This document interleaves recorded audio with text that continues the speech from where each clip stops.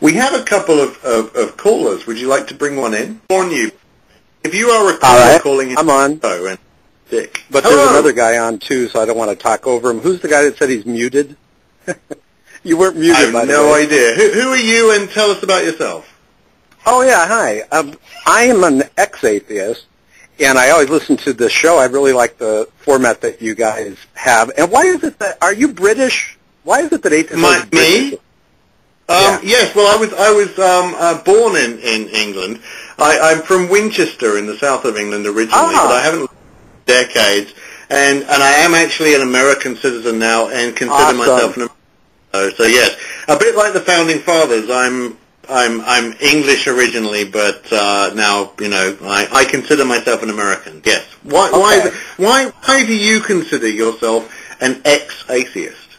I'll tell you why, and I think we could have fun on this show, and I think you guys, this is probably going to be the most popular show that you guys ever had. And I'm actually a total big fan of your show. But let me answer your question, and here's what I would like to do. I had some questions too, but let me answer yours first, and then I would like to hang with you guys just for a little while and kind of do a little back and forth. Tell me what you think. But as you're not offensive, I'm sure that wouldn't be offensive at all.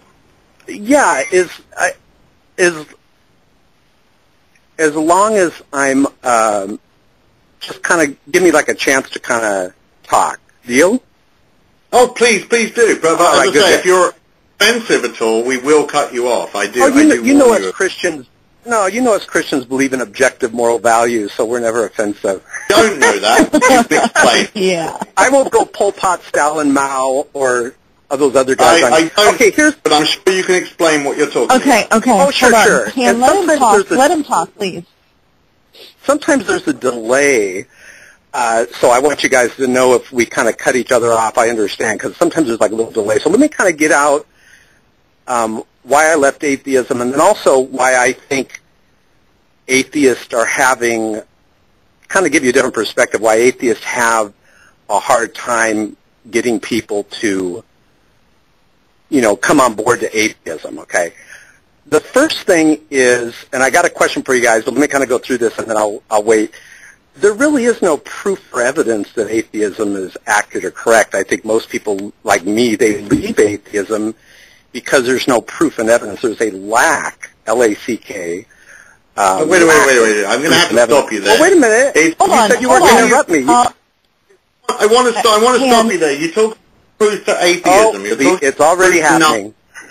And it's not in our. It's saying there's nothing there. It's not the same as saying there is something there. If you make extraordinary claims, you have to be extraordinary. Yeah, you can answer it later, but I wasn't done yet. Go ahead, let the host talk. Go ahead, host. Sorry.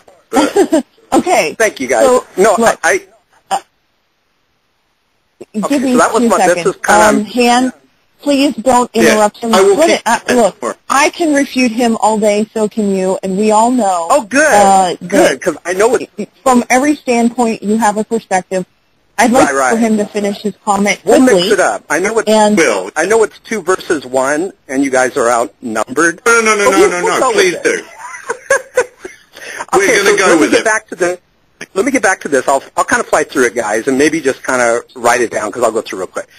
The number one problem I see from ex-atheists that I talk to is if you watch these debates like the Hitchens-Craig debate and Sam Harris and these debates, what atheists tend to do is just reject what the theist is saying. And I know the theists do the same thing with the atheists, but except the theists actually give some proof and evidence, some arguments for their side. And so the big reason why people leave atheism is there's a lack of proof and evidence that atheism is accurate and correct. I know you want to get to that, so let me kind of finish up with the other 3 things, and the next 3 will go faster.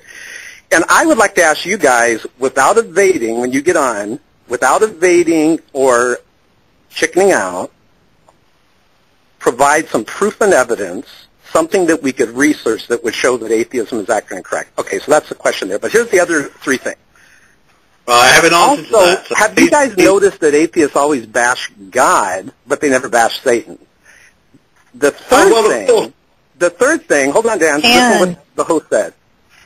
The third thing, and I'm almost done, the third thing is, I think this is why, when you look at the studies, atheists are now the least trusted minority, like where the host and I, we live in the U.S., in the United States. They're the least trusted group, even under the homosexual community or the Muslim community. And I think the reason why is because, you know, you guys are giving mixed messages. You dedicate a whole show to bashing God, and you say all these things about God, but then you say, oh, but yeah, he doesn't exist. Right, my atheist friends. Can you see why you're now the least trusted group in society? So let me just say my last statement. Are you ready for a response? Yeah, I'm almost ready. And then can I talk after you guys are done talking to you so I can respond? We will come back to you for a response. All right, fair enough. So here's the last thing I'm saying. I do have a guest coming on the show, and we will be pausing for them because it's an important guest. All right, it's a friend of mine, so don't forget. Regardless of this debate, I do want to have them on, but that's vital to me. Definitely. I'm almost done. This is an atheist show, and relatively we're not really used to debating, so I don't want to make that the entirety of the show. Right. No, but I appreciate being so kind and stuff, but you watch, this will be like the most popular show because people, so here's the last statement because I keep getting interrupted. The last statement is, this is the biggest objection to atheism, and then I'll listen to what you guys say, and then please give me a chance to respond, and I'll talk real fast. The biggest objection to atheism also is on the atheist worldview, out of your own mouths. What happens, you guys are claiming you don't believe in eternal life, heaven, hell, etc., but we know that science has shown that the universe is going to die. So humanity, unless God steps in, of course, humanity, everyone dies on the atheist view. So I think you guys are taking your atheism way too seriously because on your worldview, it ends in utter, total failure. Humanity dies, everything dies. Now, that's a theistic worldview. Well, tell me how you're going to escape the death of the universe. Well, go ahead. I'll listen now, but I want to hear the proof and evidence first. Go ahead. I'm listening. I'm going to write down what you say and then give me a chance to respond. Hold on. Okay. I have pages of notes on this, so Rachel, please do. Oh, wonderful. Thank you. So let me start with the start. And you're talking about Christopher Hitchens and based his tactics to evidence. I'm not sure what you call evidence because there is no evidence for any God. There's no proof that there's anything that has existed, will exist, that is a divine creature. There's no proof that you have that we can break the laws of physics. So the question if you want to say there's a supernatural, hold on, then that supernatural has to break the physical laws. Now, when it comes to atheists us being less trusted than even rapists, I want to say this. Of course, people who are indoctrinated to believe that everybody who isn't thinking like them, behaving like them, are going to not trust us because we don't think like them. And that ties into your proof. Atheism isn't wrong because we... It isn't what? I didn't hear that. I'm sorry. Reject your faith because we reject what you consider evidence. I study cellular biology, and looking at the numerous species that have existed, the adaptations, the parasitic creatures on this planet, the anomalies, the fact that we found T-Rexes with tumors, the overwhelming biological evidence that no creator is out there pushing anything towards a designed anything, but everything is just chaotically living and trying to exist. Absolutely, we live in chaos. I don't want to interrupt you, so I want you to because. Yeah, I don't want to interrupt you. I want you to finish, but if I can just say something when you're done, because I had a question on what you said. But go ahead. I want to be completely silent through the whole thing. Let's let Rachel finish, and then you can come back. Yeah, no problem. Well, you know what? People talk about free will all the damn time, and I get tired of hearing that bullshit because you talk about free will, and free will is you're the creator of your own disaster, but God was somehow responsible for giving you this quote-unquote free will, which punishes you for everything that's not subservient to him. And then it tries to explain the chaos of this world. And when I say chaos, I mean billions of species interacting and intertwining in a way that each of us humans are conscious that 7 billion of us others exist. But we don't live our lives trying to make sure they exist happily, healthily. We go about our lives, and if you see car crashes and accidents and horrendous things that people do, we do exist in chaos. Because you can't predict what's going to happen to you when. And you can't predict what animal will or won't hurt you, what environment that's going to happen in, if you'll get a parasite, if you won't, if you'll get a tumor, if you won't. All of these things at play. Yes, the chaos is there. And I love it when Christians do this, and they glaze over it, and they look at a beautiful sunset, and they go, oh, look at this majesty, this is God's creation. They don't do the same thing when they see a tsunami, and it's destroyed a complete half of a country. They don't go, oh, look at this, this is the beauty of God's design. Well, the designer is pretty fucked up. Okay, because he created worms that will eat your brains out, worms that will eat your bladder, worms that will live in your gut. I mean, all kinds of crazy, hideous things that you would never imagine if you were creating something to be so majestically beautiful. So I don't know what evidence you think you have for some divine creator, but he's not that divine because science could do better.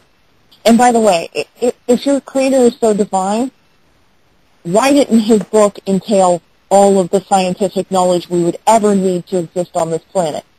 Why is he only worried with our genitalia and what we're doing with it?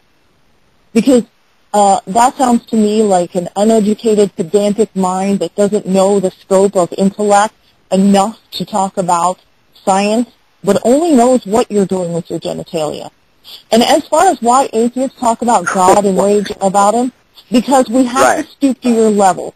You don't understand our level, because when we say there's no God, we're saying there's no evidence for any God. And so we have to come down to your level for you to understand how we look at your religion. Hold on, caller. What can we call you? What is your name? Rich. Rich. Okay. It doesn't have to be a real name. It just has to be something we can call you. That is my real name. You talked about proof. Oh, and by the way, I want to thank the host. Thanks for going through all that, because I wanted to respond to what you said, because there's one thing I think you would agree on, but let me let the gentleman talk, and then... No, that's fine. No, please tell us what you think. That would be very interesting. Oh, you want? Okay. This is what I think. I didn't hear any proof and evidence that would show that atheism is accurate and correct. What you said was your God we don't have the obligation to provide you any proof of a negative. You did claim that God doesn't exist. Yeah, you did claim that God doesn't exist. I claim that there's no evidence. Did you not hear this? Guys, there is no evidence I agree that there's no evidence that atheism is accurate and correct. We can't provide you evidence of a negative. It is impossible to prove a negative. I can rifle off 6 arguments for God's existence real quick, and then I want you to give me some arguments for atheism. We can repeat your argument. Teleological argument. Listen, hold on. By the nature through objective moral values. Excuse me. We can talk about abiogenesis also, but I haven't heard any proof evidence that atheism is accurate and correct. Etc. I didn't get a chance to respond. You told me to respond, and then when I start, you cut me off, but go ahead. No, I just want to go back and talk about the nature of proof, right? And the nature of proof is the fact that if you assert something, then the burden of proof is on you. The burden of proof is not on the person that you made a knowledge claim. The host made a knowledge claim God doesn't exist. Please listen to what I'm saying. Please listen to what I'm saying. The burden of proof is, if you were to tell me, for instance, that there is a pink statue of my grandmother floating 6 feet above my bed, the burden of proof is on you to prove it, not on the person that says that is not true. The burden of proof is not upon the... But we're not talking about that. Yes, we are talking about exactly that. No, we're talking about God. You're not understanding. The burden of proof not on the person and we're still talking about the same thing.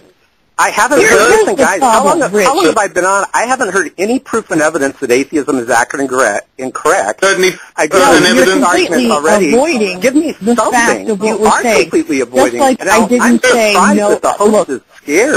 Everybody, to answer the question. Rich, let me just ask it again. What proof and evidence do you have that atheism is accurate and correct besides your opinion? No, what? Give me something. Okay, you have. first of all, give me something. Hold on. This is why people leave atheism.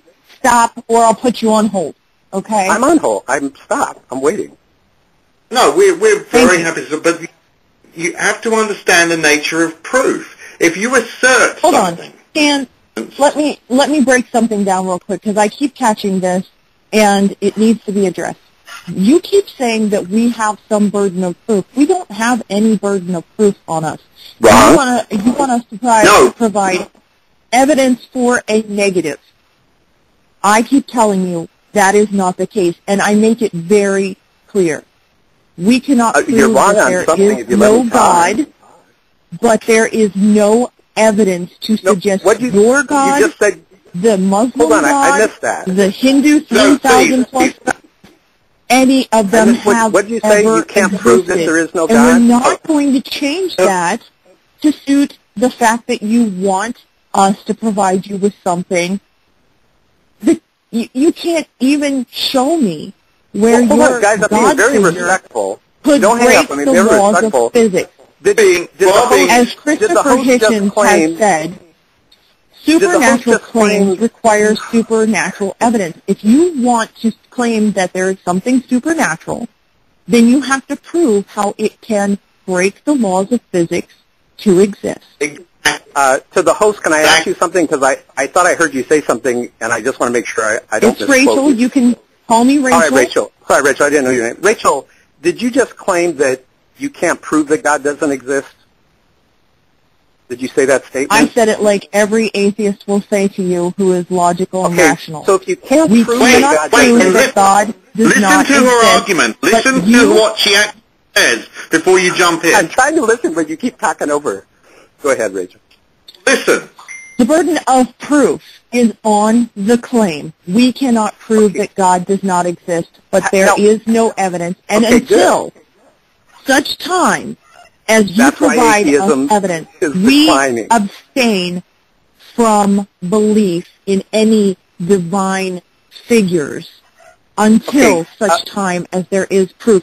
We make the logical call. We say, look, I don't believe in pink unicorns. I don't believe in teapots floating around the moon. I don't believe in divine figures that can break the laws of physics. No, I make logical sense. You know what? Here's the problem with Christians. I'm going to put you on hold for a second if you don't stop over talking.